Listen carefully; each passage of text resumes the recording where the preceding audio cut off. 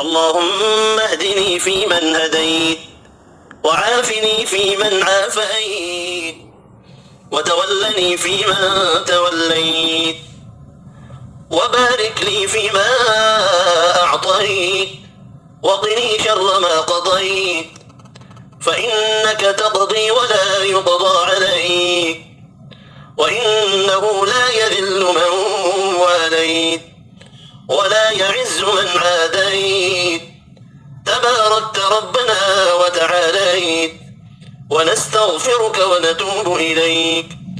اللهم اغفر لنا والمؤمنين والمؤمنات والمسلمين والمسلمات، وألف بين قلوبهم، وأصلح ذات بينهم، وانصرهم على عدوك وعدوهم. اللهم العن الكفرة